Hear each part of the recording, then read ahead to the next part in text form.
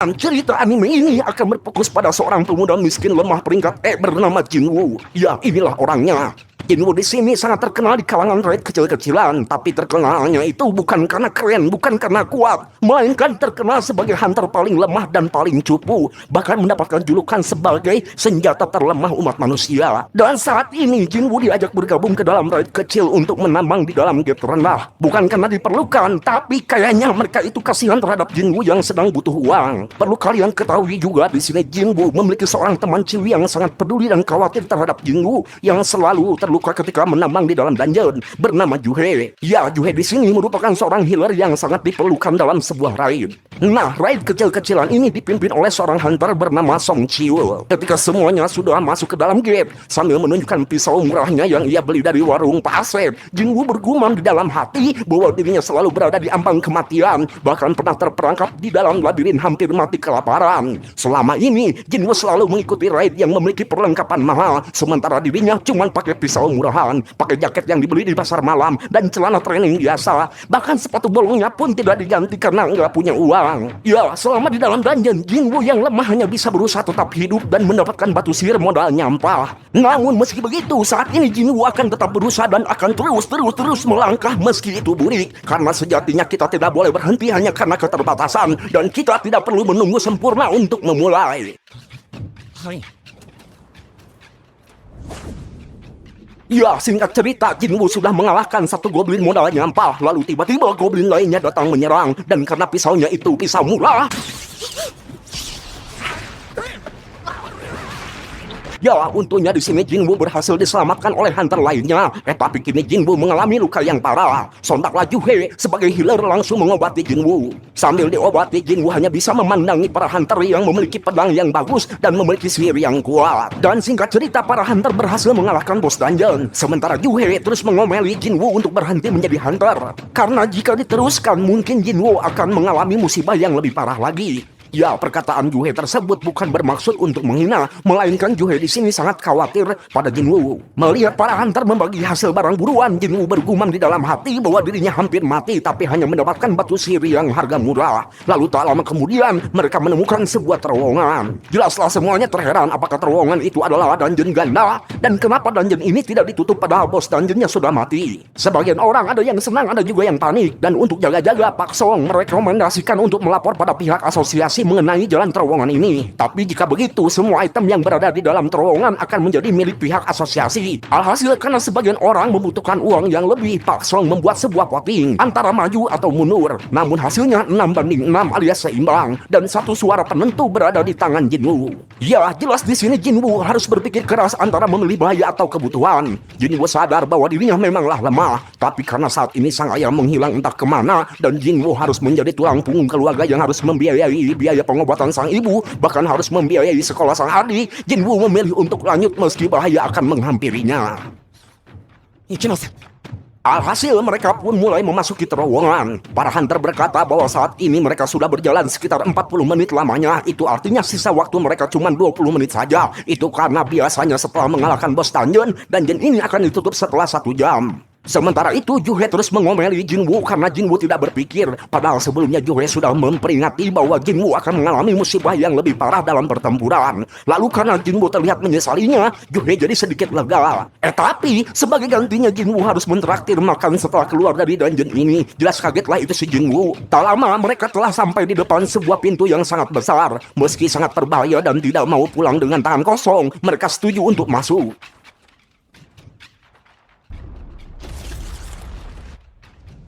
Ya, ternyata di balik pintu terdapat sebuah ruangan yang sangat besar sekali dipenuhi patung-patung raksasa. Dan ada satu patung raja sedang duduk, memiliki ukuran paling besar dari patung lainnya. Lalu tak lama mereka menemukan sebuah patung yang berisi tulisan berupa aturan kuil Karteno. Aturan pertama, hormati dewa. Aturan kedua, pujilah dewa. Dan aturan ketiga, buktikan keimananmu. Tiba-tiba Juhe terpanik karena dirinya merasa mata patung raja telah bergerak. Lalu tiba-tiba lagi pintu keluar otomatis tertutup. Jelaslah semuanya terpanik karena tidak mau terperangkap di ruangan ini. Lantas salah satu hunter bergegas menuju pintu karena ingin pulang duluan. Tapi tiba-tiba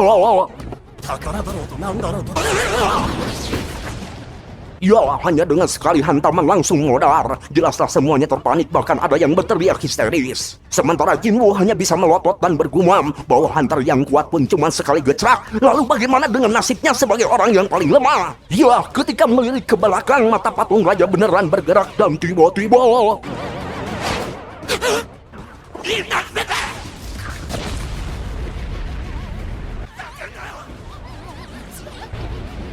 Ya, untungnya Jinwoo yang biasa berada di ambang kematian gercep menyuruh semua orang tiarap. Alhasil banyak orang yang selamat berkat Jinwoo. Ya, meski begitu Jinwoo tetap panik karena situasinya saat ini benar-benar mencekam, yang dimana kematian pasti akan datang hari ini.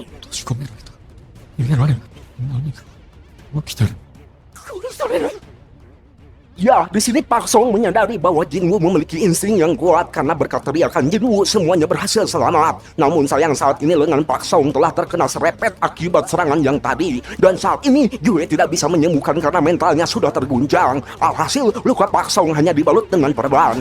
Menurut Pak Song, patung di hadapannya itu alias patung raja pasti berpeningkat es yang tidak bisa dilawan oleh raid kecil ini. Maka dari itu mending cari cara untuk keluar dari ruangan ini. Dan Pak Song di sini teringat 3 aturan kuil Karteno yang tercantum di salah satu patung, yaitu hormati dewa, pujilah dewa, dan buktikan keimananmu. Barang siapa yang tidak mentaati peraturan, maka akan mati. Sementara itu di sisi lain, lebih tepatnya di sebuah sekolah, kita diperlihatkan adik dari Jinwoo bernama Jin Ah sedang mengobrol dengan temannya. Dan karena temannya itu bertanya, Jin Ah menjawab bahwa kakaknya itu merupakan seorang hunter, namun cuman hunter peringkat alias terendah, dan sering terluka ketika pulang. Sontaklah teman Jin Ah bergumam, jika itu aku pasti tidak akan terluka. Kembali pada Jinwoo, ketika memikirkan cara bagaimana bisa keluar dari sini, tiba-tiba salah satu hunter yang pede dengan kecepatan yang ia miliki mencoba untuk bergegas menghampiri pintu, namun hanya dengan sekali langsung hilang. Ya, di sini Jinwoo mulai berpikir dan bertanya-tanya kenapa patung raja tidak membunuh kita yang berada di dekatnya. Lantas ketika teringat peraturan pertama yaitu menghormati sang dewa, dengan suara penuh keyakinan dan rasa ingin menyelamatkan semua orang, Jinwoo mempertaruhkan nyawanya hanya untuk membuktikan apakah tebakannya itu benar atau salah. Dan ketika sang patung dewa melirik, sontak Jinwoo langsung menundukkan kepala seolah-olah memberikan penghormatan pada dewa. Dan benar saja perlakuan Jinwoo barusan telah berhasil membuat si patung raja diam. Lantas Jinwoo menyeru semuanya untuk berlutut pada patung raja. Ya, awalnya mereka tidak percaya omongan Jinwoo, namun karena fakta telah membuktikan, sontaklah semuanya ikut berlutut. Namun apa yang terjadi, sang patung raja malah tersenyum lebar. Ya, meski senyumnya itu terlalu manis untuk dipandang oleh kita, namun kali ini sang patung raja sudah tidak lagi menyerang siapapun yang bergerak. Itu artinya aturan pertama telah terpenuhi. Jelaslah semuanya sangat senang, kecuali Jinwoo, karena Jinwoo merasa ini belum berakhir. Dan benar saja, tiba-tiba sang patung raja berdiri membuat ruangan ini bergetar. Jantung pun ikut berdetak dengan kencang, sehingga membuat pikiran Jinwoo jadi kacau. Pusing mikiran aturan kedua yaitu memuji sang dewa. Sontaklah Omen yang merupakan anggota paduan suara di dalam gereja mencoba memberikan pujian terhadap Tuhan, berharap sebuah keselamatan, namun beginilah yang terjadi.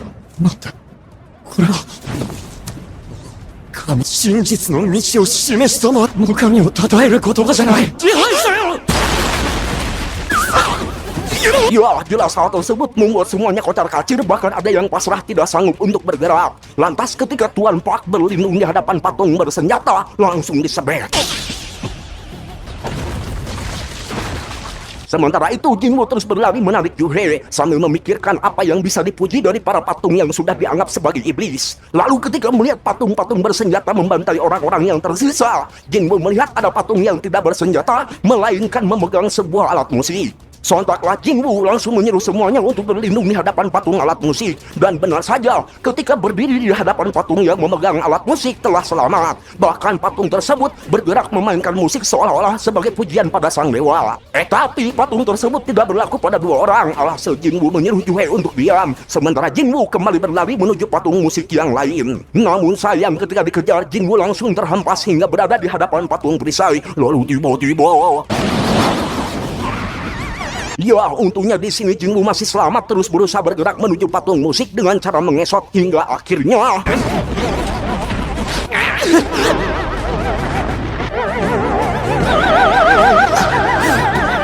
Ya, Ya, lagi-lagi Jinwo beruntung masih bisa selamat tepat waktu sampai di depan patung musik sebelum terinjak patung raja. Alhasil ketika aturan kedua telah terpenuhi, patung raja kembali duduk dan sudah tidak tersenyum lagi. Namun sayang kali ini Jinwo kehilangan satu kakinya. Lantas Juhe langsung mengobati Jinwo dengan energi yang tersisa hingga muntah darah. Ya, meski kali ini mereka telah selamat, namun situasinya itu terlalu mengerikan, yang dimana banyak para hunter mati secara mengenaskan. Dan disinilah mereka saling menyalahkan atas keputusan yang diambil pada saat memasuki terowongan. Sebagai ketua, Pak Song mengakui bahwa semua ini adalah salahnya. Lalu tak berlangsung lama, tiba-tiba muncul sebuah altar di tengah sebuah lingkaran. Itu artinya aturan ketiga harus segera dipenuhi, yaitu membuktikan keimananmu.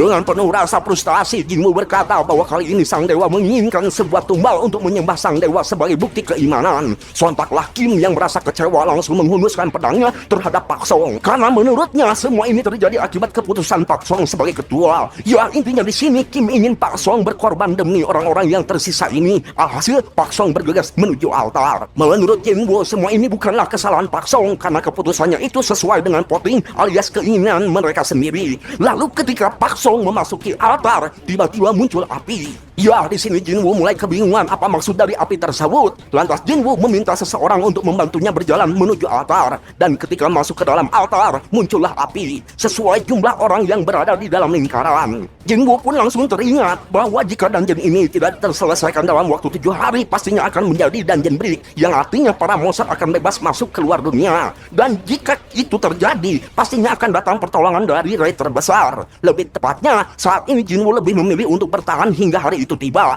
Tapi apakah mungkin semuanya bisa bertahan di sini? Nah, untuk memastikan kelanjutannya, Jinwo menyuruh semuanya untuk masuk ke dalam lingkaran altar. Dan tiba-tiba muncul api berwarna biru, bahkan pintu pun mulai terbuka lebar. Perlahan api biru mulai menghilang, dan perlahan para patung bersenjata mulai mendekati. Bahkan pintu pun perlahan mulai tertutup. Jinwo yang mengetahui hal ini seperti permainan anak kecil menyuruh semuanya untuk tidak berpaling mata. Alhasil patung pun berhenti. Lalu salah satu ciwi langsung kabur dan keluar, dan akhirnya selamat. Jelaslah semuanya terheran menunggu penjelasan dari Jinwo. Dan karena Jinwo kelamaan berpikir, salah satu dari mereka langsung lari keluar dan selamat. Sontaklah Jinwo menyuruh orang yang tersisa untuk diam, karena semakin berkurang jumlah di dalam lingkaran, maka pintu akan tertutup. Jinwo pun menyarankan untuk tetap diam hingga api biru padam seluruhnya, karena api tersebut menunjukkan sebuah waktu. Namun jika begitu, bukankah semuanya akan tetap terperangkap di sini? Jelaslah Jinwo langsung ngahulang-tari. Sementara Kim sambil nangis mengucapkan terima kasih bahwa keselamatannya ini berkat Jinwo. Namun Kim ingin tetap hidup karena dirinya masih memiliki keluarga yang sedang menunggunya di rumah. Sontaklah Kim langsung pergi duluan. Jelaslah Jinwo kesal. Alhasil kini yang tersisa cuma 3 orang. Lantas Pak Song menyuruh Jinwo untuk pergi bersama Juhe, biar Pak Song yang tinggal sendirian sebagai tumbal. Tapi tiba-tiba Juhe lemas, tidak bisa menggerakkan kakinya akibat kehabisan mana dan lelah mental. Jelaslah Pak Song kebingungan. Sontaklah Jinwo menyuruh Pak Song untuk menyelamatkan Joe, karena hanya Pak Song lah yang bisa menggendong Joe. Itu artinya Jinwo yang akan menjadi tumbal di sini. Jelaslah Joe tidak mau itu terjadi. Lantas karena Jinwo sudah berjanji akan mentraktir Joe, langsung memberikan batu sihirnya dan menyuruh Joe untuk makan duluan. Dan setelah selamat nanti, Jinwo akan menagih uang kembaliannya. Sontaklah Joe dipukul hingga pingsan, lalu digendong keluar oleh Pak Song. Dan akhirnya mereka selamat, tersisa Jinwo seorang. Ya, di sini Jinwo pasrah. Tahu begini ia akan mengambil asuransi dengan jumlah yang besar. Dan untuk yang terakhir, Jinwo sekali lagi akan menghunuskan pedang sebagai bentuk perlawanan terakhir. Seperti yang kita lihat, Jinwo berkali-kali dihantam, disiksa tanpa ampun, dan Jinwo hanya bisa bergumam di dalam hati bahwa dirinya bangga bisa terus berjuang meski dipandang sebagai orang yang paling lemah. Namun sebenarnya Jinwo juga ingin menjadi kuat, dan sejauh ini dirinya tetap lemah meski terus berusaha sekuat tenaga. Teringat perkataan Kim, Jinwo menganggap bahwa dia adalah orang yang egois, karena sebenarnya semua orang memiliki keluarga yang harus diperjuangkan, termasuk Jinwo memiliki ibu yang sedang dirawat dan sang adik yang masih membutuhkan biaya untuk sekolah. Dan lalu ketika kematian sudah datang untuk menjemput, Jinwo berandai-andai ingin diberi satu kesempatan, dan tiba-tiba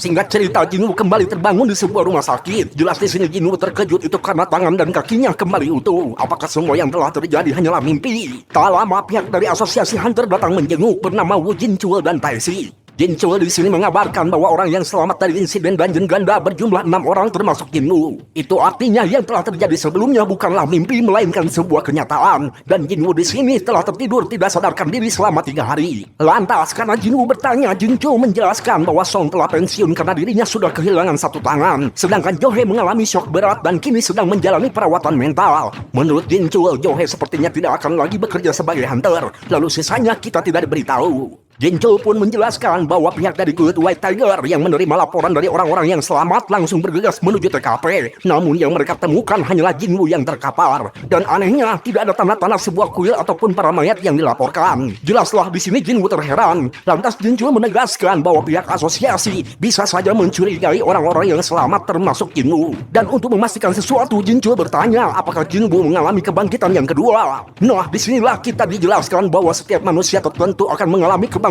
yang pertama sehingga menjadi seorang hunter, dan ada juga hunter yang mengalami kebangkitan kedua yang dimana hunter tersebut akan menerima sebuah kekuatan baru hingga melewati batas mencapai peringkat A bahkan peringkat S. Jelaslah di sini Jinwoo sangatlah senang karena akhirnya Jinwoo bisa menjadi hunter yang kuat. Namun ketika Jinwoo mengecek kekuatan sihirnya dengan alat pengukur yang disediakan, tertera jumlah sihir yang sangat sedikit sekali alias terlemah di antara manusia normal lainnya. Lantas Jincho yang berharap besar pun langsung pergi dan bergumam bahwa normalnya gitu ya, hunter peringkat E memiliki kekuatan sihir paling rendah itu di angka 70. Lah ini si Jinwoo hanya berada di angka 10. Akan tetapi di sini Jincho merasa heran kenapa Jinwoo berhasil selamat di dalam Dungeon Ganda. Ya, di sini Jinwoo sedikit kecewa karena telah berharap besar. Tapi di sini Jinwoo juga terheran kenapa mereka berdua tidak terganggu dengan keberadaan sebuah kolom menu di atas kepala Jinwoo. Apakah hanya Jinwoo saja yang bisa melihatnya? Lalu ketika disentuh tidak terjadi apa-apa. Sontaklah Jinwoo kembali teringat bahwa ketika di ujung kematiannya, Jinwoo menerima sebuah penawaran untuk menjadi player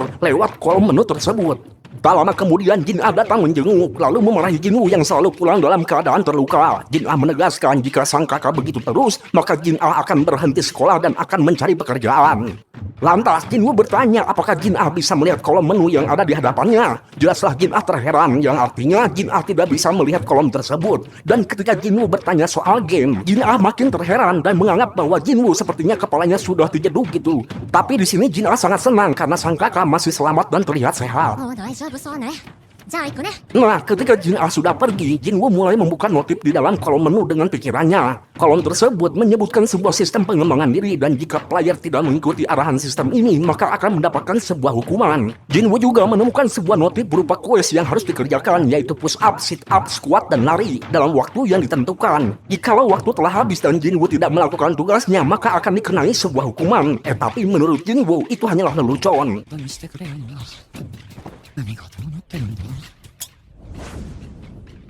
Sementara itu di dalam mobil, Jincho melapor pada Goto, sang ketua asosiasi, mengenai Jinwoo yang tidak memiliki tanda-tanda kebangkitan. Menurut Goto, banyak sekali kejadian yang tidak bisa dipahami, dan kasus ini dianggap sebagai kasus spesial. Di sisi lain lagi, lebih tepatnya di kantor perusahaan Good Hunter, kita diperlihatkan seorang hunter bernama Cha, ditugaskan sebagai instruktur raid kelas B yang akan menjelajah sebuah dungeon.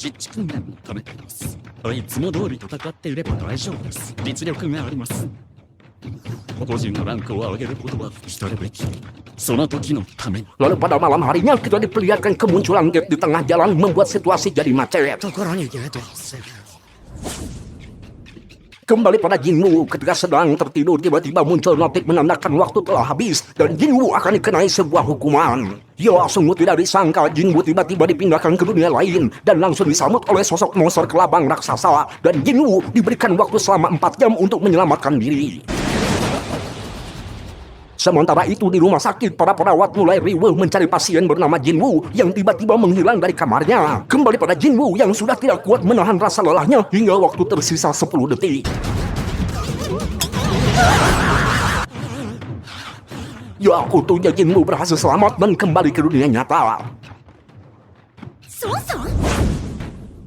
Singkat cerita, esok hari pun tiba. Kini Jinwoo sudah dinyatakan sehat dan akan segera pulang dari rumah sakit. Sementara itu di sisi lain, lebih tepatnya kediaman Juhe mendapatkan telepon dari pihak asosiasi untuk bergabung ke dalam raid menaklukkan gate kelas D yang muncul di tengah jalan tadi malam. Ternyata banyak duit besar yang menolak untuk menaklukkan gate tingkat rendah tersebut. Makanya pihak asosiasi terpaksa mengirimkan raid kecil, lebih tepatnya para hunter dadakan. Dan mereka sangat membutuhkan seorang healer seperti Juhe. Lalu ketika mendengar Jinwoo sudah siuman, sontak Juhe langsung bergegas menemui Jinwoo. Tiba-tiba Juhe terdiam membisu ketika melihat Jinwoo yang sudah sehat dan masih berjuang latihan lari pagi di lapangan. Sontaklah Juhe kembali ke rumah dan akan memikirkan tawaran untuk menaklukkan gate kelas D. Sementara itu, Jinwoo kini mulai menyadari sesuatu, yang dimana kolom menu di hadapannya itu bukanlah sekedar ilusi. Dan Jinwoo di sini memiliki sebuah skill untuk memulihkan stamina. Bukan hanya itu, kolom menu tersebut benar-benar mirip dengan sebuah game, dimulai dari quest, penalti quest, dan hadiah dari quest. Bahkan di sini Jinwoo juga bisa menaikkan poin status sesuai keinginannya sendiri yang ia dapat dari quest harian. Setelah menaikkan poin pada kekuatan, Jinwoo merasakan otot-ototnya mulai berkembang.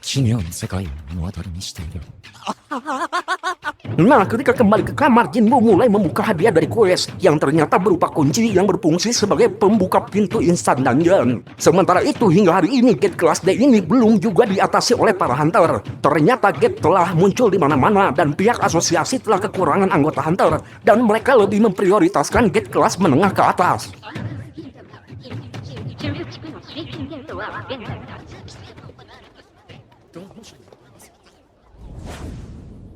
Kembali pada Jinwoo yang terus berjuang keras latihan setiap hari menjalankan quest harian sambil mengingat masa lalunya, lebih tepatnya 4 tahun yang lalu, yang dimana sang ibu divonis penyakit tidur terakhir akibat efek kemunculan gate waktu itu. Ya, penyakit ini tidak bisa diatasi oleh dokter manapun. Dan untuk biaya perawatan sang ibu, Jinwoo terpaksa bekerja kasar menjadi seorang kuli di usia muda. Lalu ketika merasakan kebangkitan, Jinwoo mendaftar menjadi seorang hunter. Jelas Jinwoo di sini sangat senang karena Jinwoo akan menambang uang yang banyak untuk biaya pengobatan sang ibu. Namun kenyataannya Jinwoo terlalu lemah dan menjadi beban bagi para hunter lainnya. Tapi saat ini Jinwoo sudah berbeda dan Jinwoo akan membuktikan bahwa dirinya bukanlah beban lagi. Singkat cerita, Jinwoo telah sampai di depan gerbang stasiun bawah tanah. Lalu ketika menunjukkan kunci instan dungeon, muncullah sebuah pintu.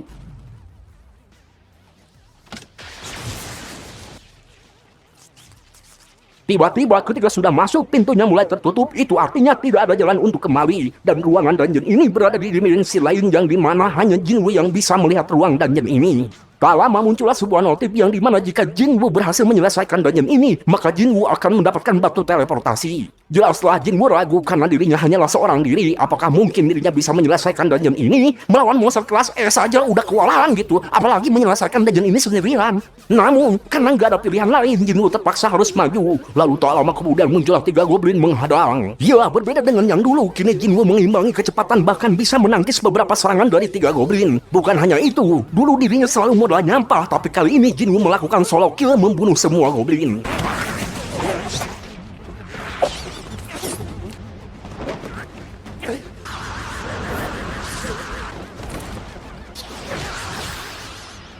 Ya, kali ini Jinwoo merasa bahwa dirinya telah menjadi kuat, namun tak berlangsung lama tiba-tiba. Ya, muncul lagi monster baru berupa serigala yang lebih kuat dari goblin. Dan gawatnya saat ini senjata Jinwoo telah hancur. Bukan hanya itu, kaki Jinwoo bergetar karena panik. Apakah Jinwoo masih trauma akan senyuman manis dari sang patung raja?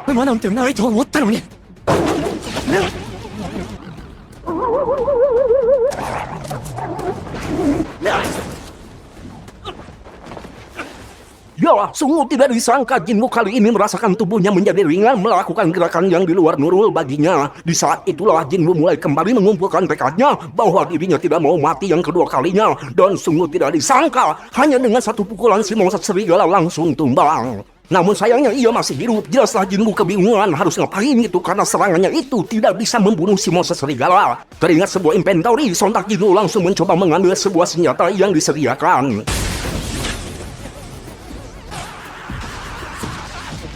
Ya, akhirnya Jinwoo berhasil membunuh satu monster serigala. Tapi tiba-tiba muncul lagi 2 serigala. Dan apasnya pedangnya itu malah nyangkut di lantai. Namun untungnya keburu lepas gitu. Tapi pedang Jinwoo malah digigit. Sontaklah Jinwoo langsung menendang sambil mengesebet.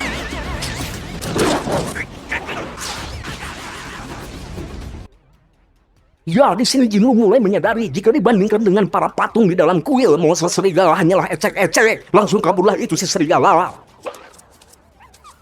Nah, ketika sedang istirahat, Jinwoo terkejut melihat levelnya yang telah naik ke level 2. Itu artinya untuk menaikkan level, Jinwoo harus membunuh banyak monster. Bukan hanya itu, Jinwoo juga bisa memulihkan semua lukanya ketika naik level dan mendapatkan bonus poin. Ya, di sini Jinwoo mulai semakin yakin bahwa dirinya akan terus bertambah kuat seiring naiknya level dan terus menambahkan poin pada statusnya. Dan ternyata monster di dalam dungeon ini tidak memiliki batu sihir, melainkan hanya mendapatkan sebuah item yang langsung muncul di dalam kolom menu. Ya, pokoknya mahal ini nampak mirip seperti sebuah game. Seperti yang kita lihat, di dalam menu tersebut terdapat sebuah toko pembelian dan juga bisa menjual item, tapi dalam bentuk uang koin di dalam menu. Jinwoo pun bertanya-tanya apakah uang itu bisa ditukar dengan mata uang di dunia nyata. Ya, pokoknya mahal itu masih belum terungkap. Dan untuk saat ini yang paling penting, Jinwoo harus menyelesaikan dungeon ini agar bisa keluar. Namun masalahnya di sini Jinwoo takkan mungkin bisa mengalahkan bos dungeon seorang diri. Apakah perlu Jinwoo menaikkan level terlebih dahulu di sini? Lalu tak lama kemudian muncul segerombolan monster serigala. Berbeda dengan sebelumnya, kali ini Jinwoo sudah tidak takut mati karena dirinya sudah merasakan kematian. Dan Jinwoo tidak mau mati tanpa melakukan perlawanan.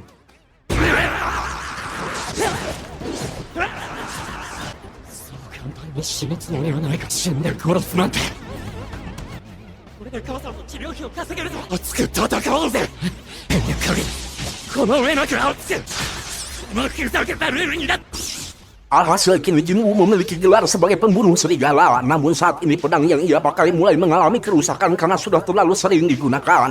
Berkat mengalahkan serigala yang cukup banyak, Jinwoo mendapatkan item yang cukup banyak juga. Dan item yang paling penting yaitu batu teleportasi. Itu artinya saat ini Jinwoo bisa kembali keluar dari instan dungeon ini. Namun di sini Jinwoo berpikir apakah dirinya akan mendapatkan kesempatan yang kedua kalinya jika keluar dari dungeon ini. Alhasil Jinwoo yang memiliki tekad ingin menjadi kuat menyimpan batu tersebut dan memilih untuk maju.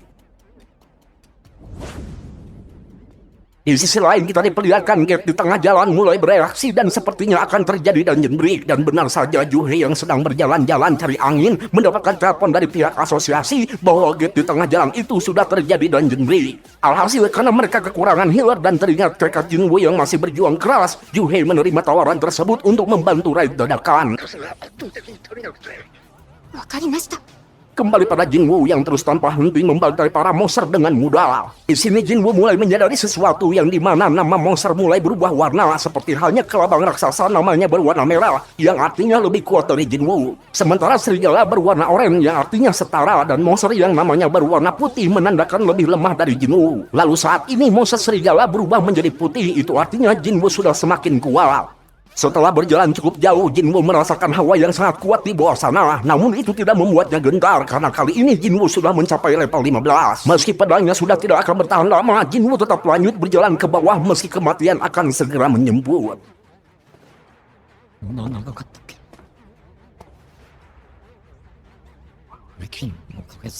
Sesampainya di lantai bawah, lebih tepatnya di sebuah stasiun kereta, tiba-tiba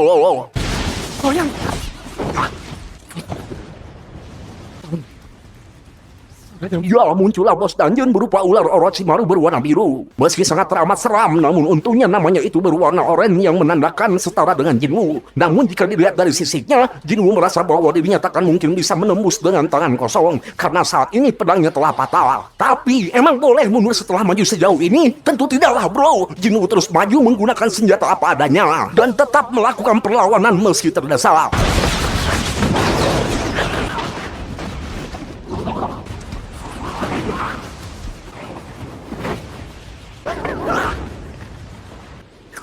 Ya, di sini Jinwoo sadar bahwa dirinya masihlah lemah. Sontak Jinwoo teringat perkataan Pak Song yang pernah mengatakan bahwa orang-orang memandang Jinwoo sebagai senjata terlemah umat manusia. Pak Song di sini hanya bisa memberi semangat agar Jinwoo tetap berjuang untuk mengubah pandangan orang lain. Alhasil Jinwoo pun langsung bangkit kembali dan mengatakan bahwa Jinwoo akan membalikan kehidupannya yang terus ditertawakan oleh orang lain. Lalu ketika terdesak lagi, Jinwoo teringat situasi di dalam kuil yang dimana dikala itu pihak yang lemah tidak berkutik di depan pihak yang kuat. Yang lemah akan gemetaran ketakutan bahkan hanya diam saja, dan orang yang lemah sudah pasti akan direndahkan. Meski punya kepintaran, pengetahuan dan berpikir untuk orang lain, yang lemah pasti akan langsung dihianati. Sontaklah Jinwoo kembali bangkit, tidak mau lagi diremehkan karena lemah, dan kebaikan sudah tidak ada gunanya di dunia ini. Maka dari itu, Jinwoo harus menjadi kuat.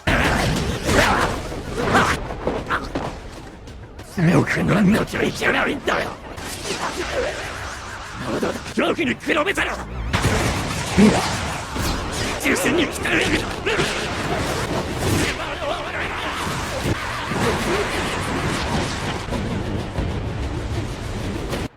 それでも俺 Ya, karena di sini Jinwoo lebih dominan meningkatkan status kekuatan. Alhasil hanya dengan sebuah cengkraman kuat si monster ular langsung tumbang. Dan saat ini Jinwoo mendapatkan sebuah item yang bagus berupa senjata belati yang memiliki efek racun berkelanjutan kehilangan pendarahan per detik. Lalu tiba-tiba instan Danjen menghilang kembali seperti semula. Setelah itu ketika keluar dari stasiun, Jinwoo dikejutkan oleh sosok petugas yang menyuruhnya untuk berlindung. Itu karena saat ini telah terjadi Danjen Break. Namun karena melihat Jinwoo membawa sebuah pedang, si petugas itu langsung menyuruh Jinwoo untuk membantu karena Jinwoo merupakan seorang hunter. Si petugas memberitahu bahwa para monster ecek-ecek yang keluar dari dungeon telah dibereskan, namun ada satu monster kuat belum bisa diatasi hingga saat ini. Dan sungguh tidak disangka kini Jinwoo memiliki skill resepsi yang mampu menemukan keberadaan musuh. Ternyata saat ini monster yang mereka lawan merupakan bos dungeon. Jinwoo di sini langsung bisa menilai bahwa raidnya itu mendadak dibentuk. Terbukti dari kerjasama mereka yang kurang kompak. Dan Jinwoo di sini bisa melihat bahwa anggota raid di depannya itu terdiri dari 8 orang rank E dan 1 orang rank D.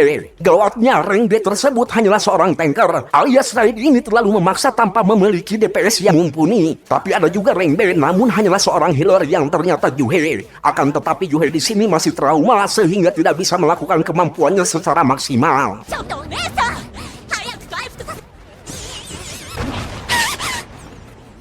Ya, di sini Jinwoo pun paham betul bagaimana perasaan Juhe karena Jinwoo sama-sama merasakan hal itu. Tapi emang boleh kita terpuruk terus? Emang boleh kita diam terus karena nggak bisa move on? Monster di depannya itu hanyalah kroco, tidak selevel dengan senyuman manis dari sang patung raja. Sontaklah Jinwoo langsung menunjukkan kekuatannya. Hyoderi! Alhasil si monster langsung oleng dan ketika itu para hunter langsung memberikan serangan hingga si monster akhirnya bisa dikalahkan. Ya, si tanker ini paham betul dengan kelompoknya yang tidak mungkin bisa mengolengkan si monster. Lantas si tanker ini bertanya pada petugas siapa orang yang melemparkan pedang patah itu. Ketika ditunjukkan, Jinwoo langsung menghilang. Sementara Jinwoo yang sudah jauh berjalan mengatakan bahwa dirinya tidak menyangka hanya dengan serangan kecil saja bos dungeon langsung oleng. Tapi di sini Juhe menyadari bahwa orang itu adalah Jinwoo. Di kemudian hari entah ada angin apa, tiba-tiba para perawat membicarakan seorang pasien yang memiliki wajah tampan dan tubuh yang kekar berotot dan berurat. Pokoknya mah gagah weh, bikin hati cenat-cenut. Dan sungguh tidak disangka pasien yang mereka bicarakan itu yaitu Jinwoo. Wow, sampai malu-malu gitu loh itu si perawat. Bahkan sampai minta nomor handphone loh. Bang, padahal gue udah tampan loh bang, tapi nggak ada yang minta nomor bang. Loh, itu yang kemarin minta nomor siapa? Lah beda bang, itu bang Emok bang. Loh, skip. Esok hari pagi pun tiba, kita diperlihatkan Jin Ah yang sedang menonton sebuah acara TV mewawancarai salah satu dari ke-7 hunter peringkat S di dalam negeri ini yaitu Baek alias ketua Guild White Tiger. Ternyata hari ini Jinwoo sudah pulang dari rumah sakit dan di sini Jin Ah cukup terkejut melihat perkembangan sang kakak. Tapi di sini Jin Ah tidak mencurigai apapun. Ya namanya juga sang adik kalau melihat kakaknya sehat, apapun yang terjadi pasti senang bro. Dan di sini ternyata Jinwoo merupakan seorang kakak yang sangat perhatian. Terbukti dari caranya yang memaksa untuk bawa payung padahal cuaca sangatlah cerah. Nah, di sini Jinwoo beranggapan apakah jika statusnya terus berkembang dirinya akan menjadi binaragawan. Ternyata saat ini Jinwoo telah mencapai level 18. Di sini Jinwoo mulai bingung dengan poin yang akan ia masukkan. Apakah harus dimasukkan pada kekuatan lagi? Tapi kalau misalkan kekuatan saja kurang efektif bro. Percuma gitu kalau misalkan punya kekuatan yang edan tapi enggak kena. Maka dari itu Jinwoo menambahkan poinnya pada kecepatan. Nah setelah itu tiba-tiba Jinwoo terpanik karena ada panggilan tagihan bayar kontrakan. Waduh, disinilah Jinwoo harus mulai bekerja sebagai seorang hunter. Dan untuk mendapatkan uang yang besar tentunya Jinwoo harus mencari gate peringkat atas. Tapi dengan ranknya saat ini yang masih di peringkat E, pastinya tidak akan diizinkan. Ya, bagi Jinwoo yang sudah kuat seperti ini tuh mudah, tinggal tes ulang saja sudah pasti Jinwoo akan mendapatkan rank yang tinggi dan pastinya akan banjir uang setelah terkenal. Tapi masalahnya di sini, Jinwoo akan menarik perhatian banyak orang. Itu karena Jinwoo sebagai hunter yang bisa terus berkembang dan bertambah kuat merupakan fenomena yang belum ditemukan di dunia ini. Maka dari itu Jinwoo akan terus menyembunyikan perihal dirinya sampai dirinya mengetahui apa yang terjadi sebenarnya dan siapa pembuat sistem di dalam tubuhnya itu. Lalu singkat cerita, Jinwoo datang ke sebuah tempat untuk bergabung dengan sebuah raid yang akan menaklukkan gate tingkat C. Tapi di sini Jinwoo malah ditertawakan karena mereka tahu bahwa Jinwoo adalah senjata terlemah umat manusia terkenal. Ya, untungnya di sini Jinwoo masih sabar langsung menandatangani perjanjian sebagai anggota raid, yang dimana Jinwoo tidak akan mendapatkan bagian batu sihir, melainkan hanya akan mendapatkan upah sebesar 2 juta saja. Menurut Jinwoo, mereka memiliki 4 orang rank C dan 2 orang rank D. Raid ini dipimpin oleh orang yang paling kuat, yaitu Hwang Dong-suk. Ya, meski raid ini cukup kuat, tapi Jinwoo di sini penasaran kenapa mereka tidak menggunakan seorang healer. Bilangnya sih udah biasa, tapi menurut Jinwoo, raid ini terlalu berantakan atau mungkin ada sesuatu. Tak lama muncullah orang baru yang menerima panggilan seperti Jinwoo bernama Yoo Jin-ho. Berperingkat D, memiliki perlengkapan mewah. Sudah dipastikan Jin-ho di sini merupakan anak orang kaya. Dan ternyata Jinwoo di sini yang dianggap paling rendah hanya dipekerjakan sebagai tukang angkut barang. Waduh, singkat cerita, mereka semua telah sampai di depan gate yang cukup besar. Jelaslah mereka terheran apakah benar ini gate tingkat C. Dong-suk bilang itu benar karena sudah dilakukan pengecekan sebanyak 2 kali oleh pihak asosiasi. Nah, Jinwoo di sini memberitahu pada Jin-ho bahwa tingkat yang menentukan sebuah gate bukanlah ukuran, melainkan sebuah jumlah energi sihir. Dan biasanya gate tingkat B ke atas akan diatasi oleh gate besar. Itu artinya tingkat C ke bawah akan diatasi oleh raid-raid kecil. 簡単にそれも俺の後をついてきてください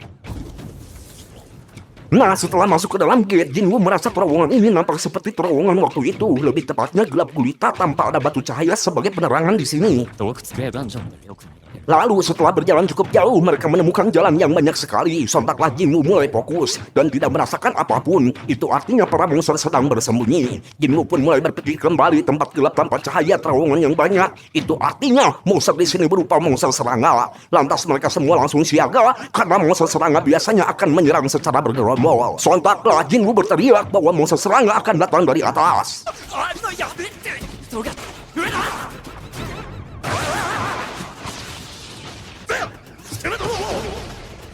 挑発スキル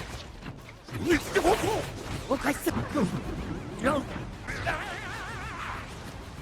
いい変形だ Ya, di sini Jinwoo mulai paham kenapa raid ini tidak memerlukan seorang healer. Karena cara bertarung mereka yang sembrono tapi kompak akan jadi canggung jika harus melindungi seorang healer. Tapi entah kenapa di sini Jinwoo merasa jengkel seperti ada sesuatu gitu. Nah, setelah mengalahkan para monster, waktunya mereka untuk farming batu sihir. Dan di sini Dong-suk berterima kasih karena berkat Jinwoo semuanya jadi siap siaga. Tapi di sini Dong-suk penasaran kenapa Jinwoo bisa tahu monster akan menyerang. Ya, Jinwoo cuma bilang itu hanyalah sebuah intuisi.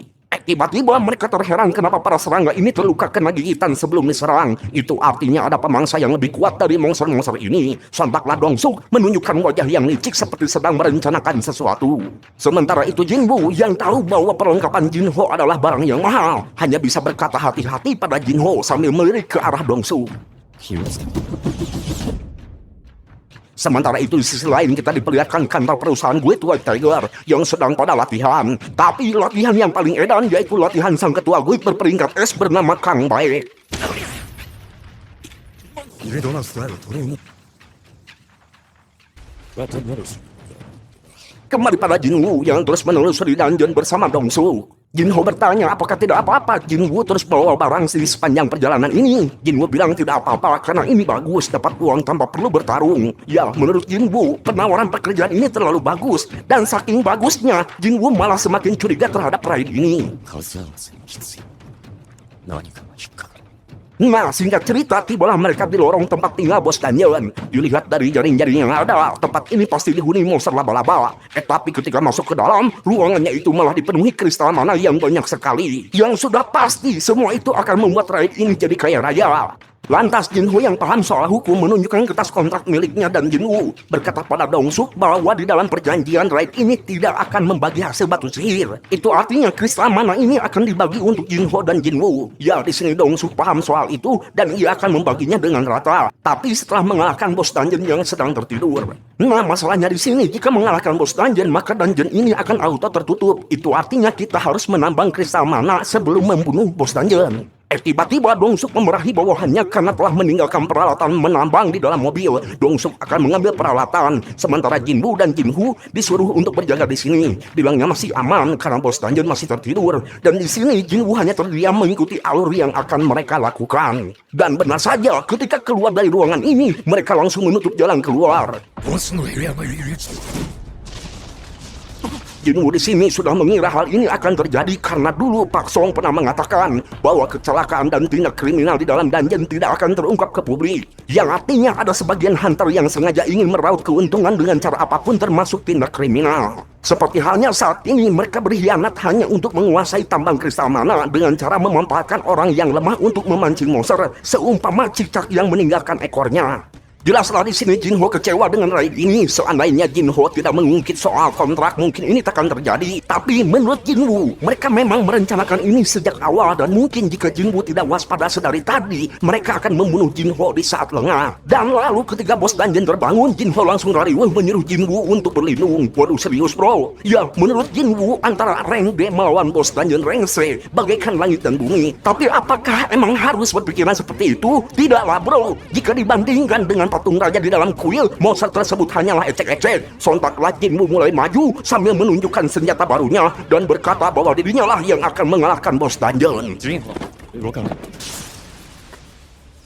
俺が倒すよ Sementara itu Dongsuk dan kawan-kawan dengan santunya keluar dari gate. Lalu karena kawan-kawannya itu komplain, Dongsuk menjelaskan bahwa rank rendah seperti mereka berdua pasti akan mati. Dan setelah itu bos dungeon akan tertidur kembali. Di saat itulah Dongsuk akan kembali ke dalam lalu menambang batu kristal mana melalui jalan lubang di atas bos dungeon. Dan jika bos dungeon terpaksa harus dikalahkan, Dongsuk tidak akan rugi karena masih ada perlengkapan milik Jinho yang memiliki harga mahal. Ya, pokoknya di sini Dongsuk sangat yakin 100% bahwa mereka berdua pasti akan mati karena dirinya seorang diri pun takkan sanggup melawan bos monster sendirian. Kembali pada Jinwoo, terlihat Jinho begitu khawatir karena Jinwoo mustahil bisa mengalahkan bos monster tingkat C sendirian. Maka dari itu Jinho lebih memilih untuk mencari jalan untuk kabur. Ya, di sini Jinwoo bergumam di dalam hati bahwa dirinya setuju dengan perkataan Jinho karena Jinwoo masihlah lemah, yang dimana monster sebelumnya yang ia lawan masihlah di peringkat D. Dan saat ini benar-benar berada di level yang berbeda. Namun entah kenapa Jinwoo di sini tidak merasa terintimidasi, tidak ada rasa takut sedikit pun, yang ada jiwanya malah semakin berkobar. Maka dari itu kita langsung gaskan saja. Harau. 本当の狩りの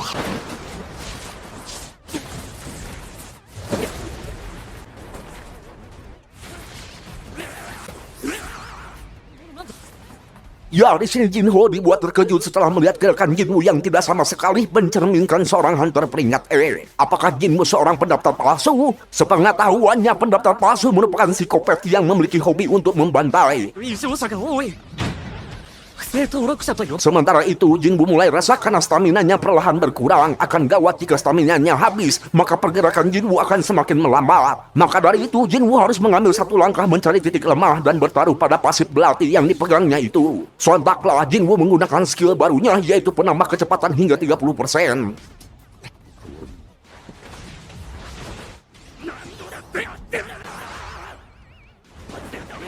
Ya, di sini Jinho sangat terkejut melihat kecepatan Jinwoo yang terlalu cepat. Tapi jika skill itu terlalu lama digunakan, maka staminanya akan cepat habis. Meski begitu, Jinwoo tetap yakin terus menambah kecepatannya hingga tidak sadar staminanya pun telah habis dan langsung oleng.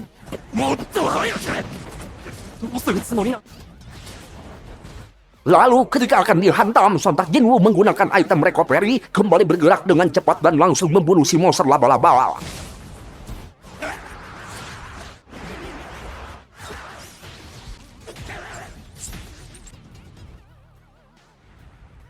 Jelas di sini Jinho dibuat terpelongo melihat keadaan Jinwoo yang sangat mustahil dilakukan oleh hunter biasa, dan dirinya semakin yakin bahwa Jinwoo seorang pendaftar palsu. Sontaklah Jinho langsung bersedia menjadi pembawa barang menggantikan Jinwoo.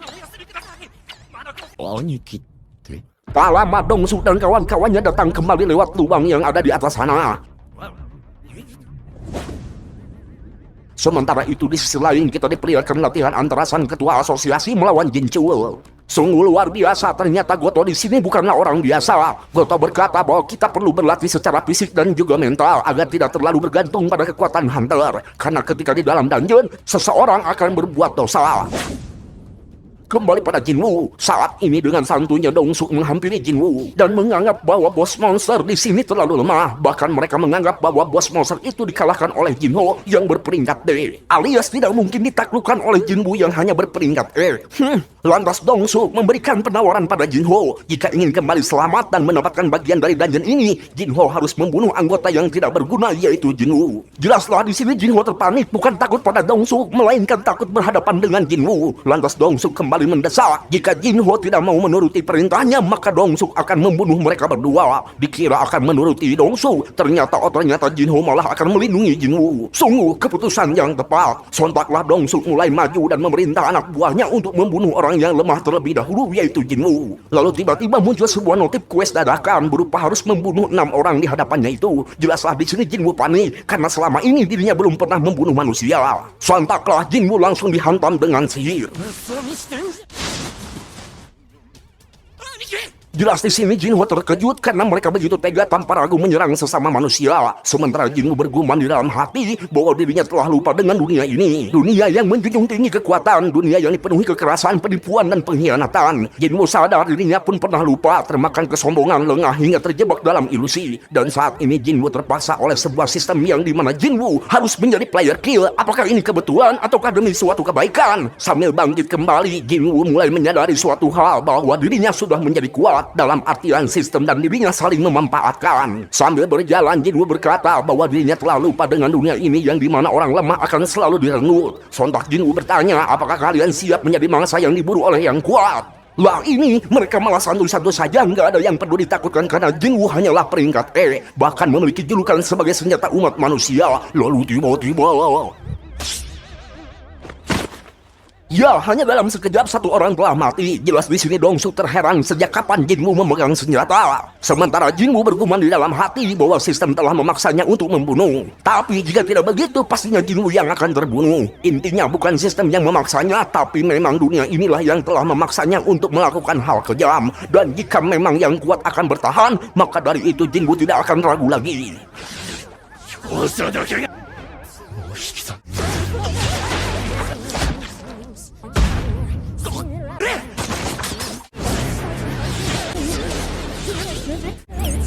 Ya, di sini Jinho kembali terpelongo melihat Jinwoo yang malah semakin kuat dibandingkan pada saat melawan bos monster. Sementara Dongsuk mulai murka, mengerahkan seluruh kemampuannya, memancarkan energi yang sangat besar sekali. Dongsuk di sini yakin bahwa dirinya akan menang karena Jinwoo pastinya sudah kelelahan dan tubuh Dongsuk sudah diperkuat sekeras baja, takkan mungkin ditembus dengan pisau dapur milik Jinwoo. Namun kenyataannya,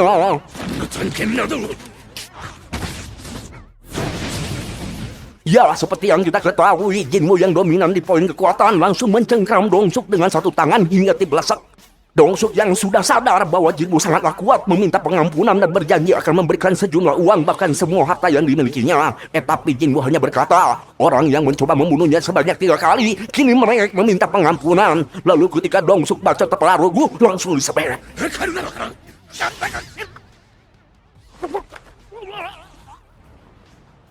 Sementara itu di sisi lain kita diperlihatkan sekumpulan cuy yang sedang bergosip mengenai para hunters. Mereka membicarakan soal pelatihan dungeon peringkat A bersama Hunter Cha. Para hunter begitu kerepotan ketika melawan monster peringkat A, tapi di mata Hunter Cha, monster tersebut sangatlah ejek, membuat para hunter lainnya terpelongo. Ya, menurut para cuy ini, Hunter Cha sangatlah tekun karena ia mengincar posisi unit komandan penyerangan selanjutnya. Tapi ada juga rumor yang tidak mengenakan, yaitu banyak korban yang terjadi pada saat unit penyerangan sebelumnya. Kembali pada Jinwoo yang sudah berhasil keluar dari dungeon. Nah, si pengawas ini awalnya terkejut kenapa orang-orang yang selamat cuma 2 orang saja. Dan untungnya Jinwoo di sini tidak dicurigai karena Jinho memakai perlengkapan mahal. Sudah dipastikan keselamatan mereka berdua ini berkat Jinho yang kuat. Sementara Jinwoo peringkat E, pasti keselamatannya itu berkat bersembunyi gitu. Ya, sementara Jinwoo hanya diam sambil mengecek kolom menu yang menunjukkan sebuah skill baru, yaitu skill nafsu pembunuh. Tapi skill tersebut bukanlah keuntungan, melainkan merugikan bagi Jinwoo, yang dimana semua kemampuannya akan berkurang mencapai 50%. Waduh. Lalu tak berlangsung lama, tiba-tiba hujan turun membasahi dunia ini. Jinwoo di sini bersyukur telah memberikan payung pada sang adik saat berangkat sekolah.